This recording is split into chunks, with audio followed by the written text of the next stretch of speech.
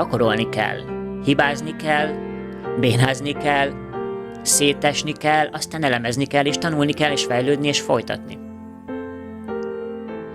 Ma már gyakorlatilag bárkinek a mobilja alkalmas arra, hogy egy szépen bevilágított ablak előtt letegye az állványára, vagy akár egy bögrével kitámasztva a telefonját, álló vagy fekvő formátumban, belenézzen, és elmondja 15 másodpercben, hogy sziasztok, én Börös Tamás vagyok, a technológia és a művészet találkozási pontjában történetet mesélek el, teszem ezt podcast, videó és fotó formájában jelenleg.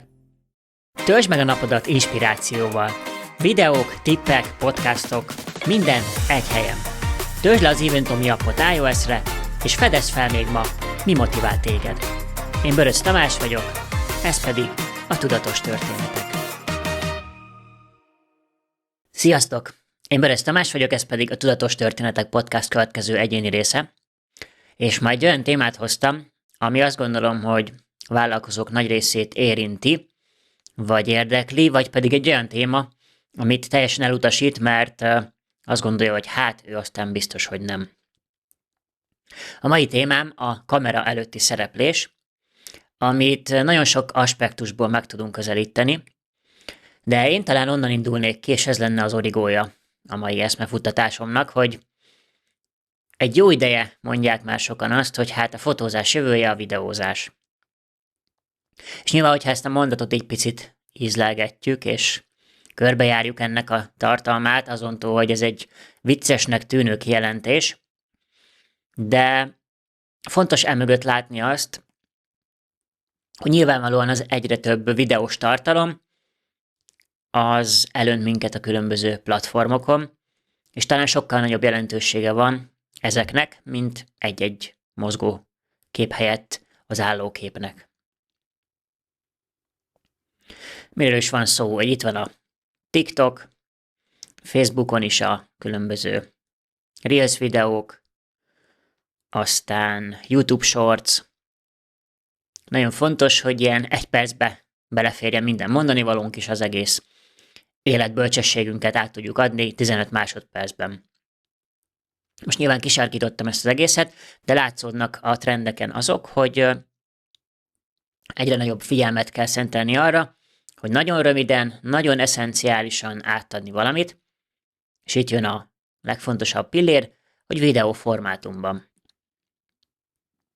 Na igen ám, de vegyük azt az egész egyszerű hétköznapi példát, hogy én egy vállalkozó vagyok, lehet, hogy éppen egyéni úton, vagy néhány fős céggel vagyok, és az a márka, amit én annó kitaláltam, felépítettem, az belőlem táplálkozik, ott vannak az én ötleteim benne, az ügyfélélmény az azért olyan, amilyen, mert én vagyok mögötte, én csomagolom be a terméket, én írom a kis üdvözlő üzenetet, hogy nagyon örülök, hogy megvásároltad ezt és ezt és ezt.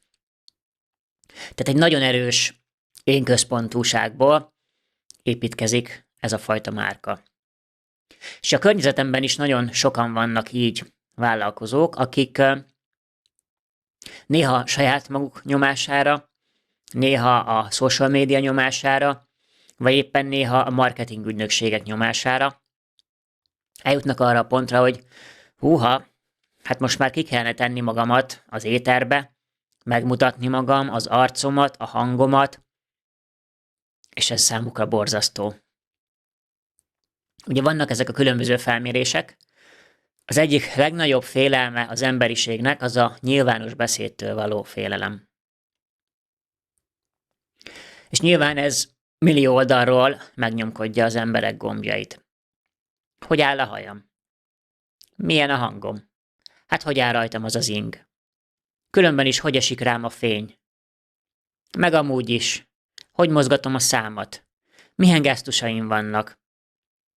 Hát borzasztó itt a hangminőség, az egész visszhangzik, és amúgy is engem néz egy csomó szempár, itt most akkor meg kell felelnem, aztán mi van, ha hibázok, és folytathatnám a sort a végtelenségig. Minden esetre azt gondolom, hogy ez egy valid állítás, hogy igen, a nyilvános beszédtől való félelem az becsomagol nagyon-nagyon-nagyon sok ilyen félelmünket. És hát innen már csak egy lépés a videónak a témaköre, hiszen valamilyen szinten ez is egy nyilvános beszéd, csak talán egy csomó könnyítő tényező van. Például nem megy élőben. Ha úgy érzem, hogy hülyeséget mondtam, nyugodtan kivághatom, vagy ki sem teszem a videót. Mégis, hiába van ez a mondjuk 2 könnyítő pillér, valamiért mégis az összes többit ezzel az egésszel azonosítják, és ugyanúgy ott van bennük egy félelem. És nyilván itt nagyon sokan persze a megítéléstől, a negatív kommentektől és ilyenektől félnek, ami azt gondolom, hogy egy jogos dolog, de érdemes ezt az egészet úgy megvizsgálni, hogy egy magasabb tudatossági szintre tesszük ezt az egész helyzetet. Hiszen valójában érdekel engem, hogy ki mit gondol rólam. Nyilván valamilyen szűk kör szempontjából igen, de akarok én mindenkinek megfelelni? Akarom én, hogy mindenki szeressem? Valószínűleg a nap végén nem, és ettől függetlenül is ugyanúgy csinálnám a dolgomat, mint ahogy eddig. És egyébként a videótól függetlenül simán jöhetnek ezek a fajta lehúzó kommentek, akár egy sima Facebook poszthoz is. Csak valamiért mondjuk írásban még bátrabbak vagyunk, de amikor ki kell tenni már magunkat, na az már egy nehezebb dió.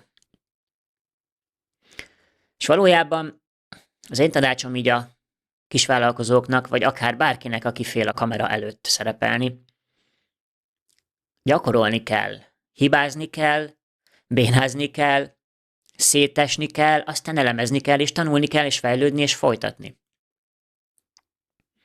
Ma már gyakorlatilag bárkinek a mobilja alkalmas arra, hogy egy szépen bevilágított ablak előtt letegye az állványára, vagy akár egy bögrével kitámasztva a telefonját, álló vagy fekvő formátumban, belenézzen, és elmondja 15 másodpercben, hogy sziasztok, én Börös Tamás vagyok, a technológia és a művészet találkozási pontjában történetet mesélek el, teszem ezt podcast, videó és fotó formájában jelenleg, és az a célom, hogy a tudatos vállalkozásoknak segítsek kitűnni ezekkel a fajta történetmesélési eszközökkel.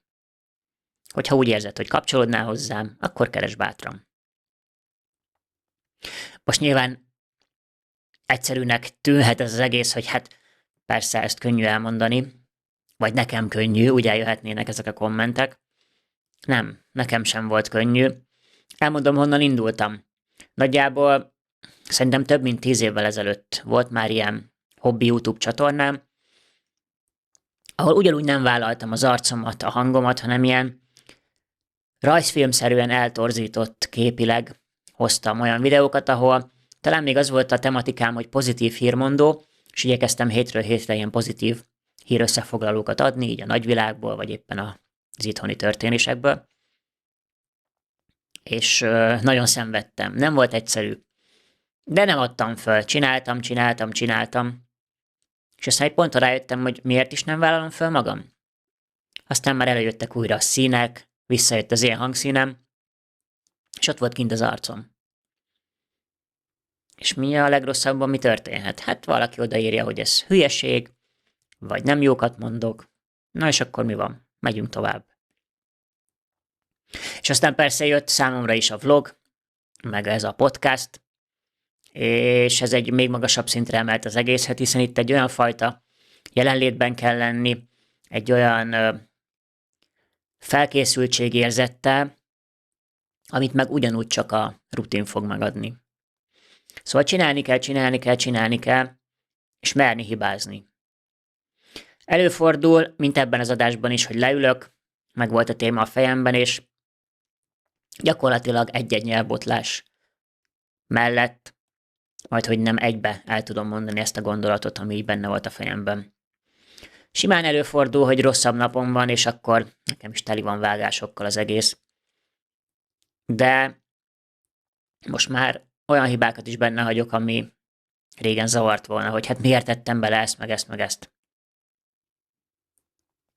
Szóval az a végső üzenetem, hogy lényegében bárki képes erre az egészre.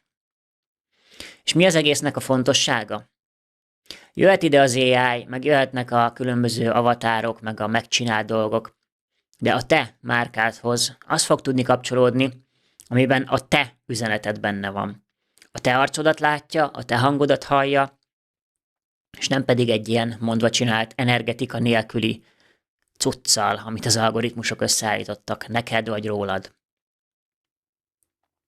És én azt gondolom, hogy ez a kulcs, és ez lesz a közeljövőnek az egyik pillére, amit nekünk vállalkozóknak fontos megugrani, hogy kitartsunk magunk mellett, átlépjük azt a határunkat vagy korlátunkat, hogy hát én biztos nem lépek a kamera elé.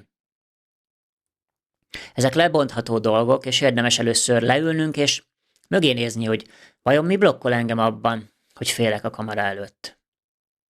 Mi blokkol engem abban, hogy leüljek a kamera elé, otthon egyedül a nappaliban, mondjak valamit, felvegyem, visszanézzem, majd soha többé ne tegyem ki sehova, hanem egyből töröljem. Mi a vesztenivaló ebben az egészben? Gyakorlatilag semmi. És persze azt belátom, hogy nincs mindenkinek meg az a fajta technikai rálátása a dolgokra, de egyébként én is vállalom nagyon sok ügyfelemnél, vagy megkeresésnél, hogy segítek akár díjmentes konzultáció keretében, hogy lehet egy picit otthon boostolni a dolgokat, és ráérezni arra, hogy hogyan lehet ezt ügyesen csinálni. És félreértés ne essék, nem azt akarom mondani, hogy ebben mennyire jó vagyok. Én is nyilván egy úton járó vagyok, mint mindenki. Csak talán végigmentem olyan lépcsőfokokon és tapasztalásokon, amik bízom benne, hogy hitelessé teszik azokat a pilléreket, amiket most itt elmondtam. Szóval visszakanyarodva az első mondatomra, hogy a fotózás jövője a videózás, tartom azt, hogy ki kell tenni magunkat, fontos, hogy megismerjen a potenciális fogyasztónk, de a fogyasztót tegyük idézőjelbe, nem feltétlenül vásárlónk, hanem nekem például ti nézők, de ha éppen ebből ügyfélszerzés lesz, az is rendben van. De minden esetre vállalom a gondolataimat, vállalom, hogy így nézek ki, hogy ilyen a hangom, hogy ilyen a pulcsi rajtam, és ennyi. És azt gondolom, hogy ez a fajta hitelességi faktor nagyon sokat hozzátesz ahhoz, hogy ott tudjunk lenni abban a zajos, AI vezérelt, és mindenkit vásárlásra, meg eladásra, meg vásárlásra, meg pénzköltésre ösztönző zajban. Azt gondolom, hogy lépjük túl a korlátainkat, fejlődjünk itt 2026-ban is, és ha bárki közületek úgy érzi, hogy videózna otthon, akkor hajrá, nincs vesztenivaló. Köszönöm szépen a mostani figyelmet, ez volt a Tudatos Történetek Podcast egyéni része. Jövő héten jövök egy vendéggel, addig is vigyázzatok magatokra. Sziasztok!